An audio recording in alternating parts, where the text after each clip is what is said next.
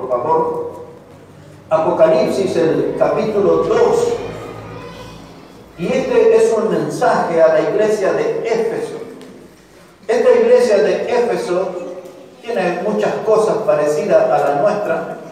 Y vamos a meternos un poquito en la historia de esta iglesia para después entrar a pleno en el tema del sentir una carga por las almas. ¿Están listos ya, hermano? Apocalipsis, capítulo 2, versículo 2. Dice la palabra: yo conozco tus obras y tu arduo trabajo y paciencia, y que no puedes soportar a los malos, y has probado a los que se dicen ser apóstoles y no lo son, y los has hallado mentirosos, y has sufrido, y has tenido paciencia, y has trabajado arduamente por amor de mi nombre, y no has desmayado. Pero tengo contra ti que has dejado tu primer amor. Recuerda, por tanto, de dónde has caído, y arrepiéntete, y haz las obras, pues si no, vendré pronto a ti, y quitaré tu candelero de su lugar, si no te hubieres arrepentido. La iglesia de Éfeso, en la historia, esta iglesia era conocida como la del amor ardiente. En realidad, en la ciudad de Éfeso, allí fue donde fue sepultado el apóstol Juan. Hasta el día de hoy su tumba ahí. Y en esta ciudad la gente era muy fervorosa, muy apasionada. Su ídolo era Diana. Y hasta un día estuvieron horas, dice la Biblia, horas estuvieron gritando a favor de Diana. Y en la iglesia había también gente fervorosa, de una fe ardiente. Y esta iglesia era una iglesia que tenía muchas virtudes, pero también podemos encontrar algún defecto. Era una iglesia donde había gente de mucho trabajo, gente muy esforzada, que hacía muchos sacrificios. Esta gente estaba comprometida con la causa de Cristo. Esta gente estaba comprometida con la obra misionera. Esta gente, mis hermanos, estaban comprometidos con la predicación del Evangelio. En esas cosas andaban ellos. Ellos creían en el ganar almas y andaban buscando las almas, a los perdidos, los que no conocían a Cristo. Ellos querían alcanzarlos con el mensaje del Evangelio. En esta iglesia, hermano, había discipulados, personas que entrenaban a otros. Había gente que sabía conservar los frutos. No es que las almas entraban y salían. Ahí era una iglesia que crecía. Tuvo su época de esplendor.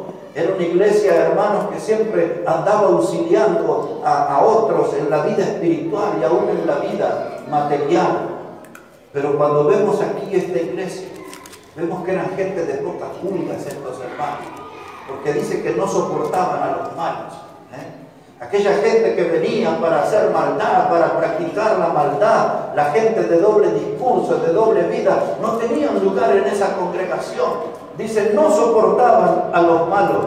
Y note que tampoco aceptaban a aquellos que venían dándose aire de que eran apóstoles y fueron hallados falsos. Esta gente cuidaba la sana doctrina, la salud espiritual de la iglesia, y cuando veían a algunos raritos con doctrina rara que traía aires de apóstoles, dice, no los toleraron, sacaron a los falsos apóstoles. Había una limpieza espiritual en esta iglesia. Y también dice que ellos aborrecían a los nicolaitas. ¿Quién era esta gente? La palabra nicolaita habla de gente que venía de afuera de la iglesia y quería tomar el control de la iglesia y quería marcar un rumbo a la iglesia, pero no eran de la iglesia. Y ellos dicen, los aborrecían. No hay lugar para esa clase de gente. Si quieres estar en la iglesia, tienes que servir al Señor. Si quieres estar en la iglesia, tienes que ser fiel al Señor. Tienes que llevar una vida santa. No puedes llevar una doble vida. No puedes ser un hipócrita. Tienes que ser un cristiano de verdad. Es eso lo que descubrimos al estudiar un poquito la historia de esta iglesia de Éfeso. Y el Señor les dice a ellos, cuando nosotros te miramos, vemos que no has desmayado. En la iglesia, como todas, hermanos, con muchos problemas, muchos ataques. La fe de los hermanos era atacada, gente perseguida, pero dice el Señor, no has desmayado, te mantuviste, peleaste duras batallas, pero conservaste la fe, te mantuviste en la iglesia, y el Señor vio eso y valoró. Dice, pero llegamos, hermanos, al versículo 4. Y ahí empieza una palabra que siempre anticipa problemas. Mire cómo empieza el versículo 4. Dice, pero, después que Dios habla de todas las virtudes de esa iglesia, dice, pero. Y cuando aparece esa palabra, hay que parar las orejas, porque Dios quiere darnos una advertencia. Dice Dios, tienes muchas virtudes, pero tienes un defecto grande. En una etapa de la iglesia, en una parte de la historia de esa iglesia, hubo algo que a Dios no le gustó, y Dios se lo señaló y se lo dijo por su nombre. Dice, pero has perdido tu primer amor.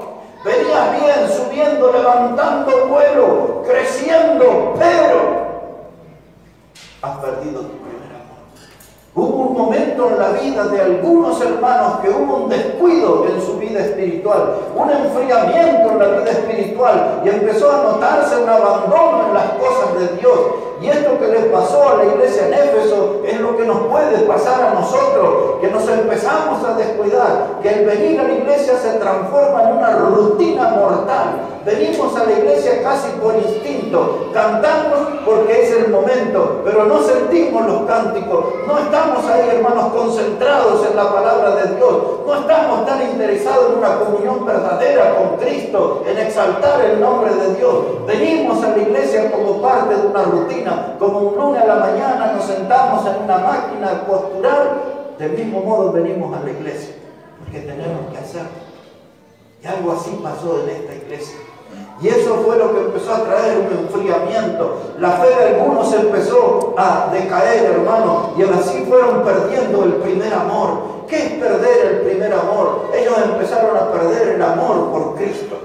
Ese amor se empezó a enfriar, el fervor se empezó a apagar, empezaron a perder el amor por la Biblia, ya no se leía la Biblia, ya la Biblia no era el centro en la vida de la iglesia y de los hermanos, empezaron a perder el amor por la oración, empezaron a perder el amor por los hermanos, ya preferían estar con los mundanos, mejor estar en un asado en el mundo que en un banquete espiritual en la casa de Dios. Y así fueron perdiendo el primer amor y llegaron a perder hasta el amor por los perdidos, es decir, que no les importaba si la gente iba al cielo o al infierno, les daba lo mismo. Eso era ir perdiendo el primer amor. Lo que les pasó a ellos nos puede pasar a nosotros. Cuando una persona pierde el primer amor, lo que Dios le está marcando es que hubo una infidelidad espiritual. Y lo que Dios le estaba marcando es que un amor sustituto nunca es bueno. Ni en la vida de un matrimonio, ni en la vida espiritual de una iglesia. El reemplazante, la reemplazante, el sustituto, el amor sustituto nunca es bueno, nunca es aprobado por Dios. Y Dios dice, vas a tener que elegir, o me amas a mí, o amas al otro. Y a esa iglesia tenía que elegir. Había perdido el primer amor. Era una cosa increíble, pero era una cosa que nos puede pasar a cualquier congregación y a cualquier cristiano. Hermanos, cuando nosotros empezamos a tener en nuestra vida mucha televisión, pero poca oración, empezamos a perder el primer amor. Cuando tenemos mucho tiempo para el celular, para los jueguitos, para andar navegando en el celular, y no tenemos tiempo para leer la Biblia, estamos perdiendo el primer amor. Cuando aparezco en los cultos casi como un turista y no como bautista, vengo ahí cada tanto, están los hermanos, está la iglesia aquí, todo, ya 2 semanas más vuelvo, 3 semanas más vuelvo, el mes que viene los veo, ¿no? Y empezamos a perder el primer amor.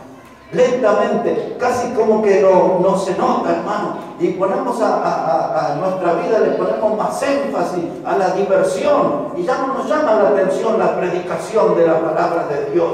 Y entonces comienza ese enfriamiento que se vuelve en un estado de hipotermia. La hipotermia espiritual, una persona que se vuelve hielo, que se vuelve frío completamente. Y es eso lo que le pasó a los hermanos de Éfeso. Y en esa zona de riesgo estamos nosotros también. Por eso aquí están estas enseñanzas en la Biblia, hermano, para no tropezar con la misma piedra que tropezaron otros hermanos, para no cometer el mismo error que cometieron otros, que su vida, mis hermanos, que nuestra vida no se vuelva en una rutina mortal, sino que haya fuego, haya ganas de servir a Dios, entusiasmo, que sintamos ese peso por las almas, que aquel que no conoce a Cristo sea una persona que nos interesa, sea una persona que nos ocupemos y nos preocupemos por él, hasta que sea salvo, hasta que Dios le dé ese regalo precioso de la vida eterna que nos dio a nosotros en Cristo Jesús. Amén. Pero aquí hay algo que me gusta, que a mí me gusta mucho de Dios, que tenemos un Dios de oportunidades. Dios le habló de sus virtudes, le habló de su defecto y nos los dejó allí en un estado de sufrimiento. Dios le dijo: yo quiero una solución para ti. Y la solución es esta, le dice: arrepiéntete y vuelve donde has caído. Arrepiéntete y vuelve donde has caído.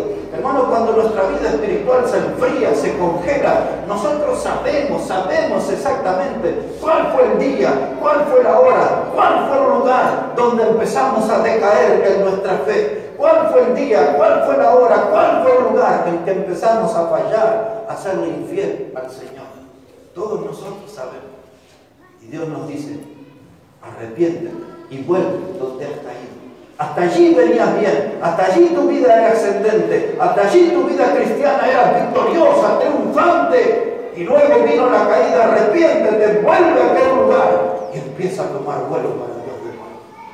Recupera ese entusiasmo, recupera esa fuerza, recupera esas ganas de servir al Señor. Por eso, hermano, hay un llamado aquí a recuperar la memoria.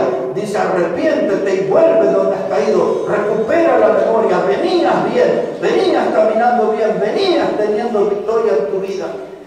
Y ahora viene Dios y nos da una nueva oportunidad. Yo digo esto, hermano. En la calle dicen ahí, seguido. Dice: el tren pasa una sola vez en la vida, dice, ¿no?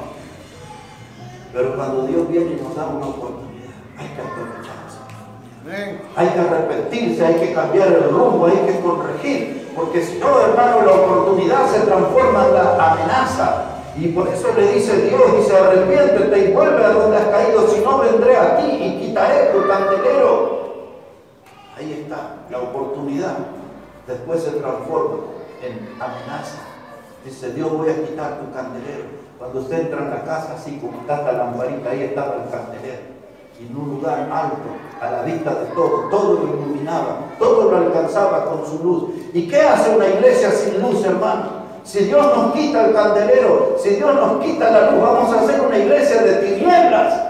Dice Dios, dice: pero si tú no te arrepientes, si tú no corriges tu rumbo, tu camino, tendré que quitarte la oportunidad de ser luz para otros.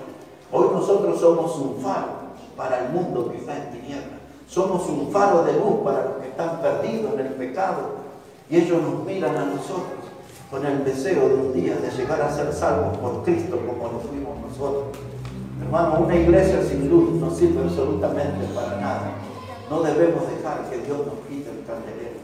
Es mejor arrepentirse y seguir iluminando en medio de esta generación maligna y perversa, como la definió el apóstol Pablo. Arrepiéntete, vuelve donde has caído.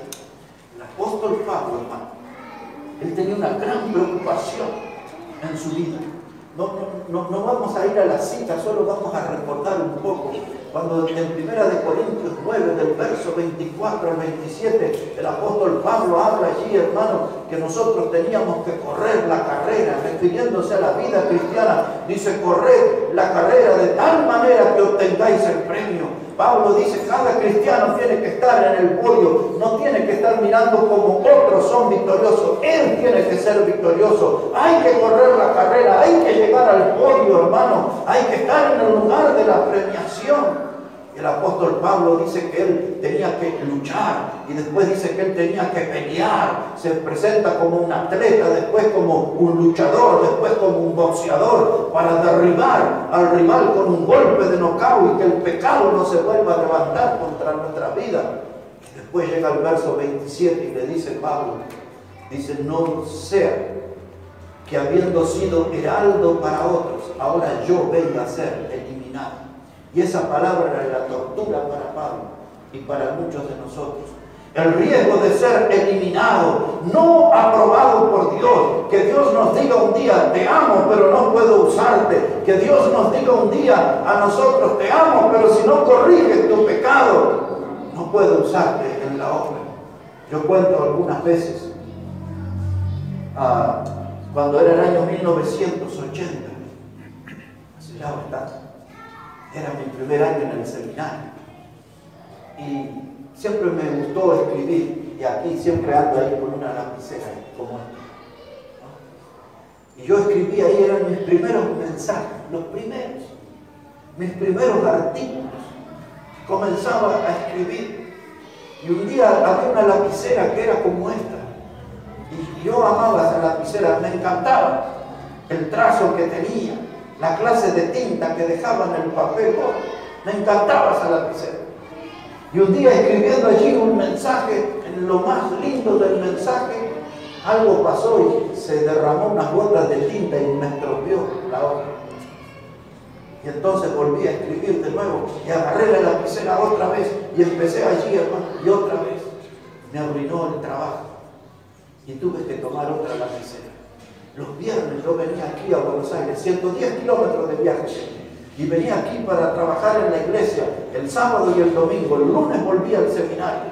Y aquí, hermano, cuando yo estaba armando aquel bolsito humilde que tenía en aquellos tiempos y ponía mis ropitas para venir aquí a la ciudad, y miraba la lapicera en un cajón de manzana, ese era mi ropero, en ese cajón de manzana, y ahí estaba.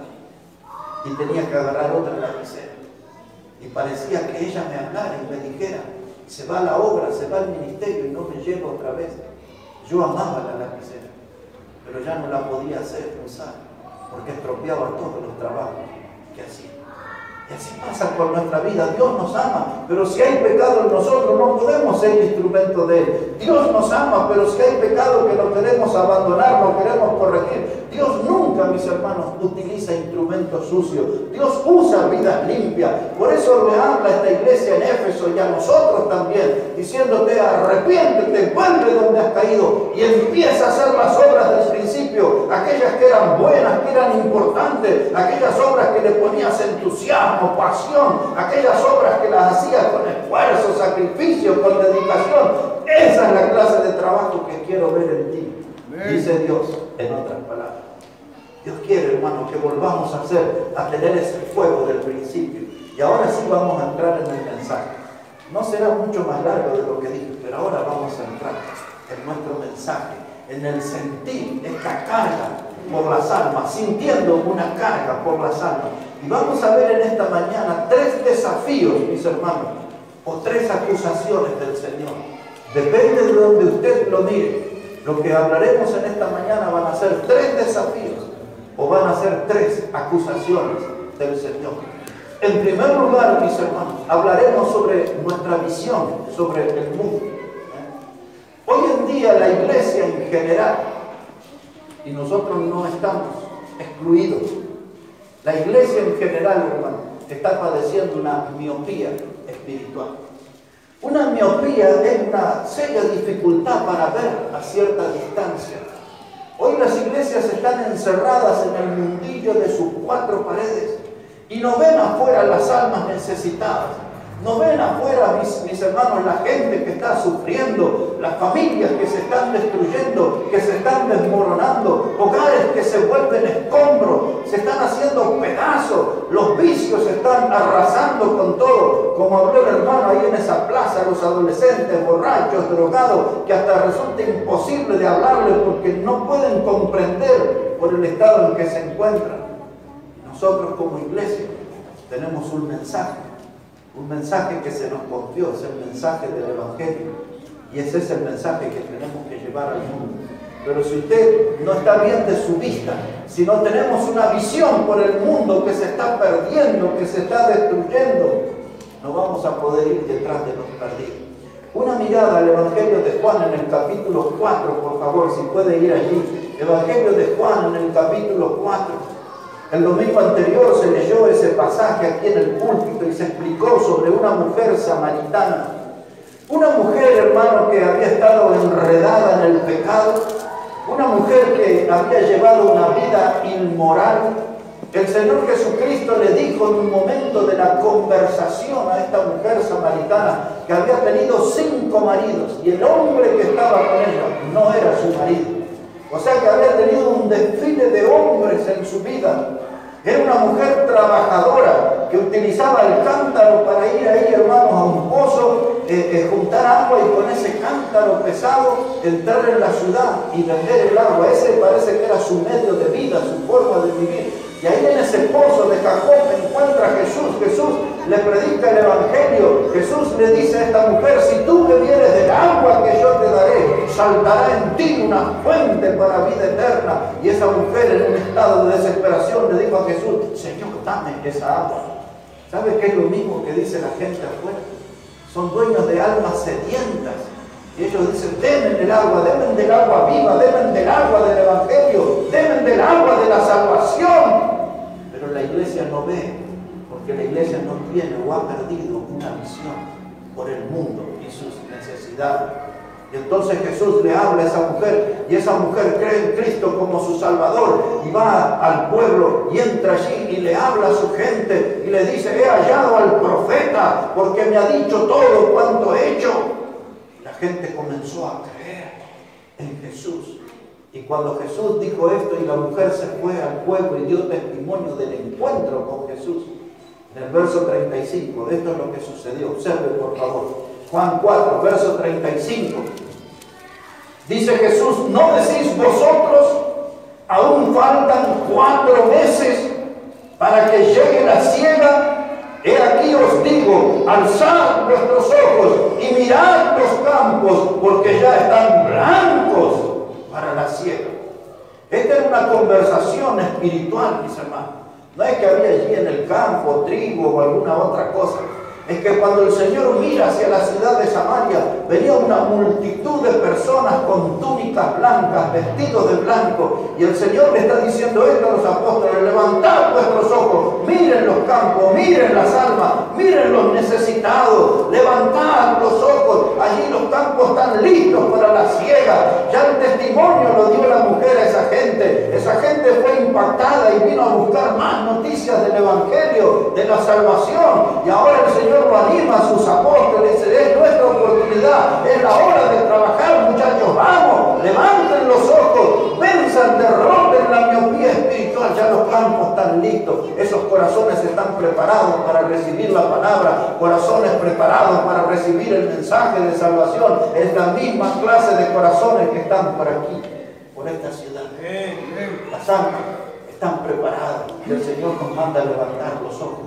Que la iglesia no se muera en una miopía espiritual. Hay que aprender a ver la necesidad de la gente, de la necesidad de Cristo, de la necesidad del Evangelio, de la necesidad de la salvación que tienen. Y mire qué lindo lo que pasó. Siga conmigo acá, verso 40. Versículo 40 dice: entonces vinieron los samaritanos a él y le rogaron que se quedase con ellos. Y se quedó allí 2 días. Y creyeron muchos más por la palabra de él. Y le decían a la mujer: ya no creemos solamente por tu dicho, porque nosotros mismos hemos oído y sabemos que verdaderamente este es el Salvador del mundo, el Cristo. Amén. Qué encuentro impactante.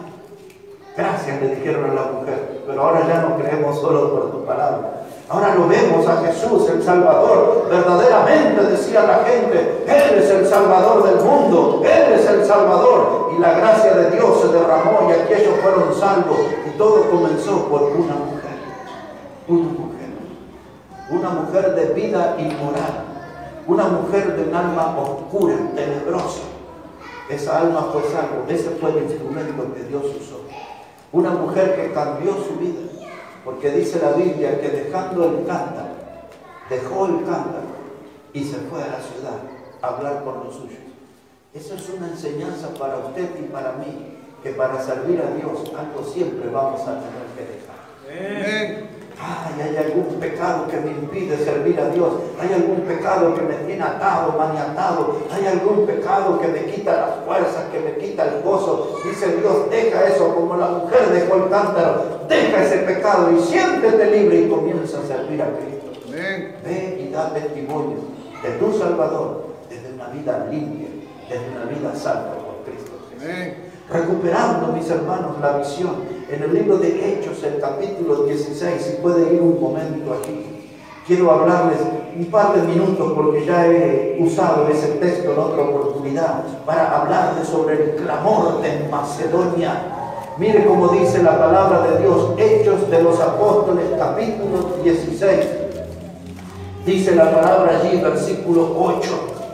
Venía el apóstol Pablo en su viaje misionero y dice la Biblia aquí, Hechos 16, verso 8, dice, pasando junto a Misia, descendieron a Troas y se le mostró a Pablo una visión de noche. Un varón macedonio estaba en pie, rogándole y diciendo, pasa a Macedonia y ayúdanos. Cuando vio la visión, enseguida procuramos partir para Macedonia, dando por cierto que Dios nos llamaba para que les anunciásemos el Evangelio.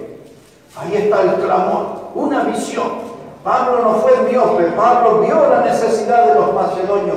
Cuando vio esa visión y ese varón que clamaba, que le decía, pásanos a ayudar, tráenos la preciosa palabra de Dios, ven a sembrar las preciosas semillas del Señor, tráenos el mensaje del Evangelio, tráenos el mensaje de salvación, tráenos esa bendición celestial, Pablo, ven a ayudarnos, ven a ayudarnos. Vicios nos están destruyendo, las inmoralidades, la idolatría, el vivir lejos de Dios, de espaldas a Dios, el ser dueño de un alma vacía, esto nos está haciendo pedazos. Vengan, ayúdennos, ayúdennos, ayúdennos. Hermanos, todos nosotros sabemos de dónde nos sacó el Señor. Amén. Todos nosotros sabemos que habíamos caído bajo en el pecado, pero Dios mostró su misericordia, Dios mostró su amor, Dios nos ha perdonado pecados, hermanos, realmente asquerosos de nuestra vida, y la sangre de Cristo vino y nos limpió todo ese pecado y nos dio una vida nueva. Nosotros necesitábamos también de esa ayuda de Dios, y alguien vino y nos predicó, alguien vino y nos invitó a la iglesia, alguien vino y nos dio el mensaje de salvación. Cristo nos salvó, Cristo nos perdonó, Cristo nos regaló la vida eterna, pero ahora son otros los que están gritando, otros son los que están clamando, vengan bautistas, háblenme del Evangelio, ayúdenos, ayúdenos. La familia se hace pedazo, los hijos se vuelven al alcohol, a las drogas, mi familia se está cayendo en lo más bajo del pecado. Vengan bautistas, vengan gente de la iglesia, háblennos de Dios, háblennos del Evangelio. Es un mundo que grita desesperadamente, hermano, pidiendo ayuda. Y nosotros estamos aquí tranquilos porque ya Cristo nos perdonó, nos salvó, nos regaló la vida eterna. Nosotros estamos bien, hermano. Pero los otros todavía siguen gritando, vengan a ayudarnos, vengan a ayudarnos, vengan a ayudarnos. Que no vamos a ir muy lejos andando en el pecado. Recuperando la visión, hermano, sintiendo esa carga por las almas, recuperando la visión, mis hermanos, de este mundo que se está perdiendo. ¿Cuánto más, mis hermanos, va a durar este mundo? Si usted no quiere creer en la Biblia o no quiere entender la Biblia, mire el mundo entonces por medio de las noticias, ¿no? Aquí, 14 millones de pobres en este país. Estamos ahora. Ahí al lado, Bolivia, los serios conflictos que ya todos conocemos muy bien. Chile, más de 30 muertos. Ahí, Colombia, ya tenían 8 muertos esta semana. Ecuador, un mes atrás, 8 muertos. Fuego por todos lados. La sociedad, hermano, desintegrándose. En el Perú, hermano, se desintegró el parlamento. Van a elecciones ahora aceleradas en el mes de enero, porque el país estaba haciendo pedazos. Brasil en serios conflictos, Haití, hermano, en las calles echan fuego. Cuando usted mira, hermano, ahora en Siria, en Turquía, todo lo que puede ver, los muertos que hubo en Irak el domingo pasado, todo el mundo ¿cuánto va a durar este mundo? ¿Cuánto va a durar este mundo? Aún los mismos incrédulos y los ateos saben que algo grave va a pasar y algo cercano lo que va a suceder. Y usted y yo ya conocemos el programa. Usted y yo ya conocemos el plan de Dios. Usted y yo ya sabemos la hora de la historia humana que estamos viviendo. Esta es la hora, hermanos, de levantar los ojos y darnos cuenta que los campos están preparados para la siega. Hay que ir detrás de las almas. Hay que recuperar la visión. No vivamos un cristianismo de cara al piso, hermano. Hay que levantar los ojos, ver las necesidades e ir en ayuda de aquellos que los rodean. Bien. ¿Sabe qué necesitamos? Lo mismo que necesitó una iglesia en Apocalipsis capítulo 3. Vean conmigo ahí un poquito, Apocalipsis 3, verso 18. Apocalipsis, el capítulo 3 y el versículo 18. Mire cuál era uno de los problemas de esta iglesia y que puede ser el nuestro también. Apocalipsis, el capítulo 3, versículo 18. Esta era la iglesia de la Odisea. Era la iglesia de la tibieza. Era la iglesia donde había personas que Dios vomitó de su boca. La razón era porque no eran ni fríos ni calientes, eran tibios. Y dice Dios, eso me repugna. Porque si hay alguien frío, ya está bien decidido. Si hay alguien caliente, está bien definido. Pero un tibio es una persona gris, indecisa. Ese no es chicha ni limonada, es un ser indefinido. Dice Dios, no tolero a esa gente. Dice, lo vomité de mi boca. Y ahora miren, después que describe esos problemas, aquí Dios señala otro en el verso 18. Le dice a esa iglesia de la Odisea, le dice el Señor, por tanto, yo te aconsejo que de mí compres oro refinado en fuego, para que seas rico, y vestiduras blancas para vestirte, y que no se descubra la vergüenza de tu desnudez, y unge tus ojos con colirio, para que veas. Aquí quiero detenerme en esta última frase. Unge tus ojos con colirio para que veas. En los primeros años de matrimonio, mi esposa usaba unos lentes de contacto, una cosita chiquitita y no sé cómo hacía, se tenía que poner eso, unas gotitas, y había un momento, después de no sé cuántas horas, eso como que se resecaba y lastimaba el ojo y tenía que sacarse de nuevo y por eso se casó conmigo, porque no veía bien. Pero bueno, así la historia fue así. Pero tenía que estar ahí con un cosito y mirar y caía una gotita o dos, no recuerdo cuánto se ponía en el ojo. Y después ya veía bien, estaba bien. Ya se asustaba cuando me veía. Y así, hermano, hay tanta gente que tiene dificultades en sus ojos. Van perdiendo la visión y el doctor le recomienda ahí colirio o alguna otra cosita ahí tiene que ponerse para poder ver bien. Y este era el problema de la iglesia. Se habían olvidado de los perdidos y hasta se habían olvidado de Cristo, porque esta fue la iglesia que lo dejó a Cristo afuera. Y el Señor dice que estaba golpeando la puerta queriendo entrar a su iglesia. Esta gente estaba tan entretenido con las cosas del mundo y ellos decían que eran ricos, que eran poderosos, que no tenían necesidad de nada. Galopaban en el orgullo en esa iglesia, hermano. Y Dios le dijo, compra oro refinado. No te quedes con estos tesoros de la tierra. Oro refinado, que sean tesoros en el cielo, que duren por toda la eternidad. Y le dice, y cómprate una vestimenta que la santidad, la pureza. No te hagas el santo en la iglesia y sos el diablo de lunes a sábado en la calle. En otras palabras, le estaba hablando así el Señor a esta iglesia. Pero le dijo, unge tus ojos con colirio. Revisa bien tus ojos porque no estás mirando bien. Y quizás esa sea la exhortación para usted y para mí y para nosotros como iglesia aquí. Que Dios nos diga, iglesia bautista, Maranata, unge tus ojos con colirio, porque no estás viendo la gente que se está perdiendo, no estás viendo la gente que está siendo lastimada, malherida por el pecado. Hay que ir a vendar esas heridas, hay que ir en ayuda de esa gente, pero nunca lo vas a ayudar si no los ves. Por eso, unge tus ojos con colirio. ¿Comprende, hermano? Necesitamos tener una buena visión de lo que está pasando a nuestro alrededor, sentir esa carga por las almas, sentir esa carga por las almas. Esta semana yo le conté a los hombres, el viernes hicimos una reunión con algunos de los hombres y yo les contaba de las luchas que tengo con el tema de mi salud y las cosas que no hago. Pero yo veía un hombre, no sé pronunciar bien su apellido, pero es algo así como Bukisip, algo así. Es un hermano que le faltan los brazos y le faltan las piernas. Y él se mueve así, no sé cómo camina, pero el hombre se mueve. Y es casado y tiene hijos, todo, ¿no? Y hasta hace una semana atrás lo vi en una foto con el presidente Putin de Rusia. El hombre predicando, no tiene piernas, no tiene brazos, pero tiene una pasión por la alma y un amor por Dios. Y ayer justo encontré y empecé a leer un poquito nomás de su vida. Creo que él es de Australia, es lo que alcancé a ver, pero tengo que leer más de él.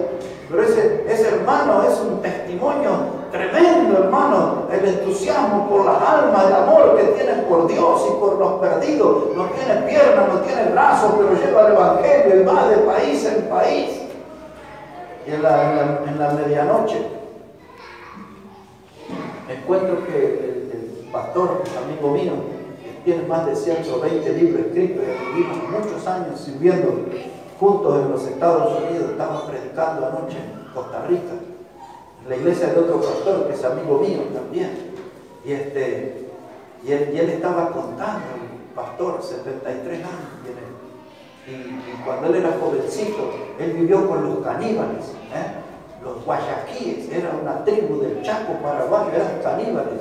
Y él cuando tenía 23, 22 años vino de misionero ahí, y ahí tomó una enfermedad que le arruinó la mitad del cerebro.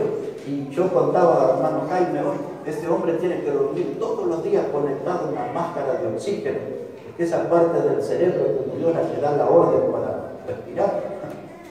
Y él, hace 2 años nos reencontramos en Santa Cruz de la Sierra, y ahí él dijo, fuimos a un restaurante y mientras los hermanos compraban la comida, fuimos a un segundo piso y él me dijo, quiero que me hables de tu salud.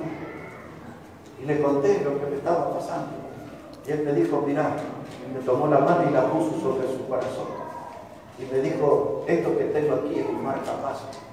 Eso anda con una pila y me explicó todo lo que era. Dice, el día que la pila falle, me voy con el Señor. Y me dice, me muestra el dedo, dice, no lo puedo estirar. Y me dice, bueno, no voy a contar ahora las enfermedades que me contó, porque no estoy autorizado para hablar. Pero hermano, cuando me contó todo lo que estaba pasando, y él va y predica. La semana pasada andaba en Honduras predicando, ahora está en Costa Rica, y va y viene con 73 años. Y hay tantos hermanos que son ejemplares, y nosotros siempre tenemos una excusa, que me duelen los huesos, que estoy desanimado, que trabajé mucho en la máquina, hay mucho trabajo para entregar, tengo que cumplir con el trabajo, tengo que hacer esto, tengo que hacer lo otro, tengo que ir al dentista, tengo que teñirme el pelo, no sé todas las cosas que hace la gente, pero no tiene tiempo para Dios. Sí tenemos tiempo para poner buenas excusas. En el Evangelio hay cantidad de excusas. Cuando aquel hombre preparó una gran cena y mandó a su siervo a traer los invitados, y uno le dijo, yo no puedo ir porque compré una hacienda. Un terreno había comprado. ¿Qué importa? Yo puedo ir a la fiesta si el terreno no se va a mudar porque me vaya a la fiesta. Dice, otro le dijo, no puedo ir a la fiesta porque compré 5 yuntas de bueyes, tengo que ir a verlos. Pero usted puede ir a la fiesta y después va y los bueyes van a estar ahí, no se van a ir. Y otro dice, yo no puedo ir a esa fiesta porque me casé. Venga con su esposa, ¿qué problema hay? Pero ese manual de excusas lo vimos ya en el Antiguo Testamento, cuando Dios lo llamó a Moisés y le dijo, yo no puedo servirte, Señor, porque yo soy tardo de lengua, soy tartamudo, no me expreso bien, no sé bien cómo decir. ¿Y acaso Dios no sabía que él tenía esa dificultad en su lengua? Y Dios le dijo, dice, yo elegí a tu hermano Aarón, él va a hablar por ti, tú ves, yo te quiero usar a ti, pero a la hora de hablar tu hermano va a hablar por ti. Y hermano, un día se nos tienen que caer todas las excusas y hacer añicos. Se nos tienen que caer todas las excusas y hacerse pedazos.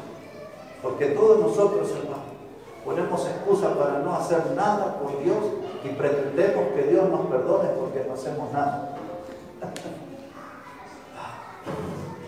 Unge tus ojos con colín, es el consejo que Dios nos da a todos nosotros para mirar a los perdidos. Rapidito, hermano, 2 puntos más y vamos a terminar. En segundo lugar, quiero hablarles un poquito de nuestra pasión por el mundo. Primero hemos visto ahí, hermanos, nuestra visión por el mundo. Hablemos un poquito de nuestra pasión por el mundo. Lo que le estaba hablando sobre las excusas era porque quería citar un texto de Marcos 6:31 que dice allí que los apóstoles iban y venían y no tenían tiempo ni para comer. Jesús los llevó a un lugar apartado porque no tenían tiempo para comer. Había tanta gente con tantos problemas, tanta necesidad, había tanto trabajo para los seguidores de Cristo. Ellos no ponían excusa. Vamos ahora aquí, nuestra pasión por el mundo. Salmo 142, un texto allí, Salmo 142, versículo 4. 142 y versículo 4. Mire cómo dice la palabra del Señor. Salmo 142, verso 4. Este es un salmo de David, es una oración. Es conocida como un masquil. La palabra masquil, hermanos, tiene que ver con esta oración que David hizo en días difíciles de su vida, cuando él estaba en la cueva de Adulán y era perseguido por Saúl, que lo quería matar. Salmo 142, verso 4, dice ahí la palabra: mira a mi diestra y observa, pues no hay quien me quiera conocer, no tengo refugio, no hay quien cuide de mi vida. Dice aquí, mis hermanos, dice David, dice, no hay quien cuide de mi vida. Y sabe, hermano, cuánta gente hay allá afuera que está solo. No hay quien me llame al celular, no hay quien golpee la puerta de mi casa para preguntarme cómo estoy, no hay quien se preocupe por mí si tengo pan, si tengo leche, tengo té o tengo algo para tomar, un poco de hierba para tomar unos mates. Nadie se preocupa, la familia no me llama, los hermanos de la iglesia no me visitan, los compañeros del trabajo no les importo, los vecinos nadie sabe si vivo o no vivo. Y David estaba viviendo como la gente de hoy, solo. Dice, no hay quien cuide de mi vida, no hay quien cuide de mi vida. Y eso marca, hermano, el estado de desesperación que produce la soledad. Y hoy hay tanta gente sola. Por eso si usted agarra alguno de los diarios y entra en esas páginas finales, va a encontrar notas que dicen club de solas y de solos. Club de solteros, seguramente en el Facebook, en otras cosas de la internet debe haber eso. Club de solteros, el club de los corazones solitarios. Esa gente no tiene que andar buscando pareja en los diarios, ni en el Facebook, ni en esos medios modernos que hay. Esa gente debería estar aquí en la iglesia, ser parte de nuestra comunión, ser parte de nuestra familia, venir aquí para buscar bendición de Dios, venir aquí para sentirse protegido por Dios, amado por los hermanos. No tienen que andar en esos clubes de corazones solitarios, solas y solos. Y David dice, no hay quien cuide de mi vida. ¿Y cuánta gente dirá lo mismo en estos días? Por eso necesitamos, hermanos, tener una pasión por este mundo. Pasión por el mundo. Un día yo prediqué todo un mensaje sobre esa palabra. Algunos recordarán. Pasión, que significaba una emoción que me impulsa a una acción. Eso es pasión, una emoción que me impulsa a una acción. Un hombre con pasión, una mujer con pasión, nunca va a estar quieto, siempre va a estar en actividad, en acción, movilizándose. Y es eso lo que necesitamos como cristianos, cargar nuestro corazón de pasión por este mundo que está mal, que se está haciendo pedazos, ir en acción, movernos, hacer cosas a favor de ellos, interesarnos por su vida, preocuparnos por su vida, llevarles el mensaje del Evangelio, hablarles del amor de Dios, de la obra de Jesucristo en la cruz a favor de ellos, para dar salvación eterna. No hay quien cuide de mi vida. Ya se está volviendo como un coro y cada vez se suman más voces y más voces y más voces que dicen no hay quien cuide de mi vida. Y los viejitos que los van y los depositan en ese lugar que le llaman geriátrico, no hay quien cuide de su vida. Sus hijos, sus hijas están en otras cosas, y allá lo pusieron al viejito. No hay quien cuide de mi vida. Este mundo está lleno de gente solitaria. Necesitan del Evangelio, necesitan de nuestro compañerismo, ser parte de esta familia, de la familia de Dios. Amén. Pero necesitamos tener esa visión por el mundo. ¿Saben lo que pasa, hermano? Que la gente, y aquí tenemos, hermano, quieren aprender de la Biblia. Eso es bueno. Pero a veces el diablo lo sobrecarga y hay gente que quiere aprender y aprender y saber de la Biblia, pero eso nada más. No quieren hacer nada de lo que la Biblia dice, solo quieren aprender. En uno de los países de Centroamérica, donde yo prediqué varios años, en todo Centroamérica prediqué, en todos los países, pero en uno de esos me llevaron a una comunión de hermanos, muy buena gente, muy buenos, pero tenían un estilo extraño. Muchas de sus reuniones las hacían en restaurantes. Y yo he predicado en muchos restaurantes. Pero allí, hermanos, se ponían una mesa larga, arreglaban con los dueños del restaurante, preparaban un sector.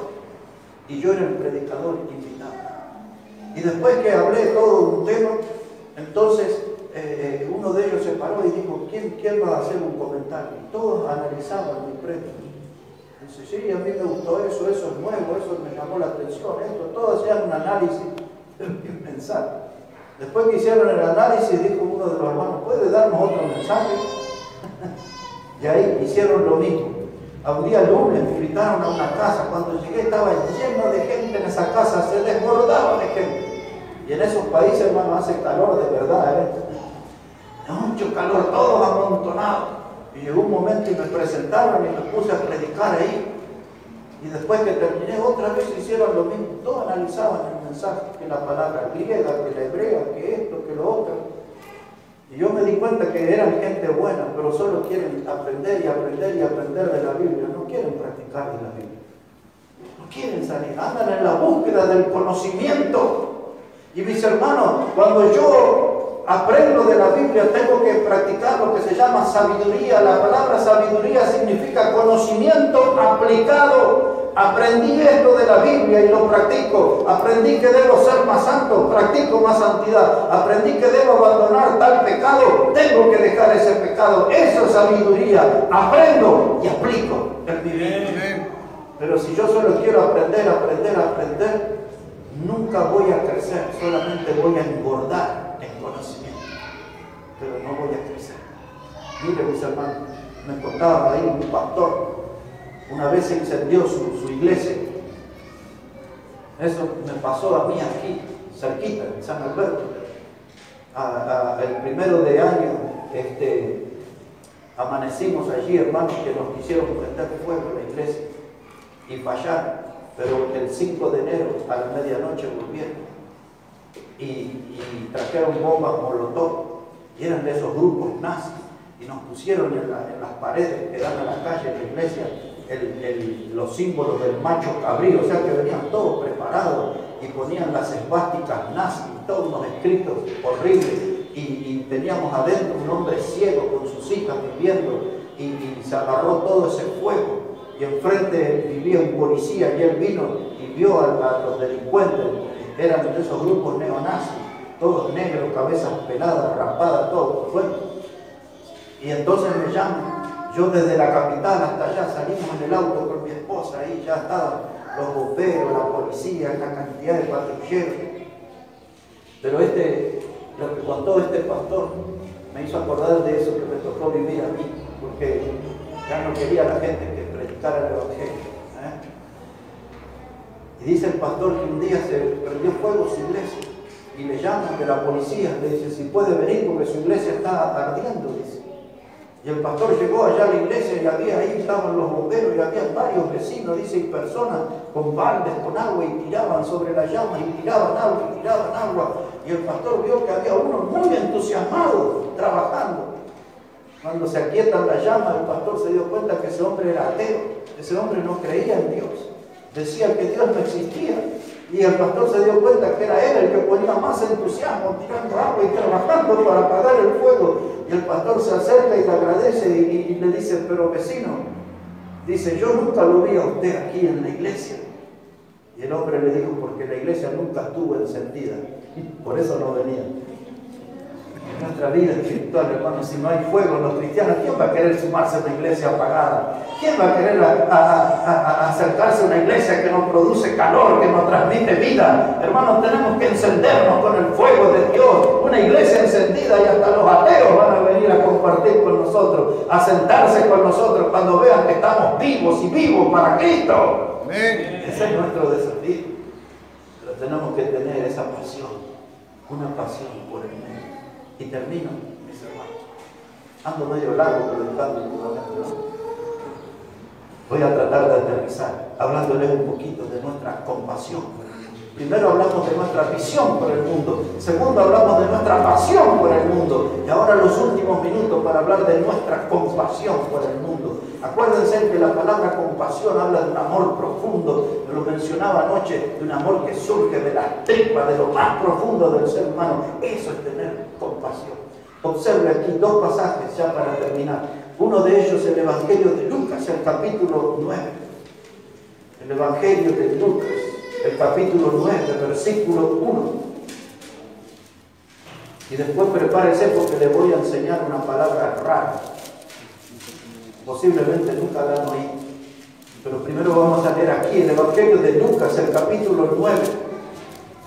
Dice la palabra de Dios, versículo 1. Dice, habiendo reunido a sus 12 discípulos, les dio poder y autoridad sobre todos los demonios y para sanar enfermedades, y los envió a predicar el reino de Dios y a sanar a los enfermos, y les dijo, no toméis nada para el camino, ni bordón, ni alforja, ni pan, ni dinero, ni llevéis 2 túnicas. En cualquier casa donde entréis, quedad allí, y de allí salid. Y donde quiera que no os recibieren, salid de aquella ciudad y sacudid el polvo de vuestros pies en testimonio contra ellos. Y saliendo pasaban por todas las aldeas, anunciando, ¿qué cosa, mis hermanos? Evangelio. El Evangelio, y sanando por todas partes. 12 hombres, no tenían nada, no tenían alforja, no llevaban un sanguichito, un paquete de galletitas, no llevaban una botellita de agua, nada. Le dijo el Señor, vayan a predicar, ocúpense de anunciar el Evangelio, de sanar las enfermedades. Les doy de esta clase de poder para que hagan ese trabajo. No se preocupen de lo que van a comer, vayan a las casas, y si los reciben en esas casas, gloria a Dios, pero si no los reciben, entonces sacudí los pies, porque ese polvo en la eternidad va a testificar contra esa gente. Cuando estén en el infierno, Dios le va a decir, estás allí porque despreciaste el mensaje del Evangelio, despreciaste la salvación. Aquí está el polvo que da testimonio de cómo le diste la espalda a la salvación ofrecida. Y ahora tenían que ir ellos predicando el Evangelio. Ahora, curiosamente, esa es la misma misión que Dios nos encomendó a nosotros. Dios nos dijo ir por todo el mundo y predicar el Evangelio a toda criatura. Marcos 16:15. Dios dijo en el Evangelio de Mateo, capítulo 28, verso 18, dice que tenemos que ir por las naciones y hacer discípulos, bautizándolos en el nombre del Padre, del Hijo, del Espíritu Santo, y enseñándoles que guarden todas las cosas. Biblia, enseñar la palabra de Dios. Es lo que Cristo nos ha mandado. Hacer discípulos, esa palabra significa seguidores de Cristo. No seguidores de una religión, no seguidores de líderes humanos, seguidores de Cristo, seguidores de Dios. Esos son los discípulos, seguidores de Dios. Pero la palabra, hermanos, que le quería enseñar, yo la escuché 2 veces en mi vida. La primera vez era el año 1992, en la provincia de Córdoba. Estaba un pastor de Estados Unidos predicando y alguien le estaba traduciendo el mensaje. Y el traductor se trabó y lo miró y dijo procrastinar.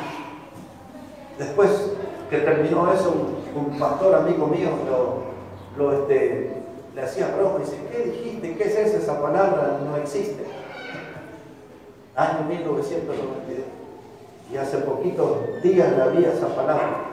Ayer me acordé y me metí en el diccionario.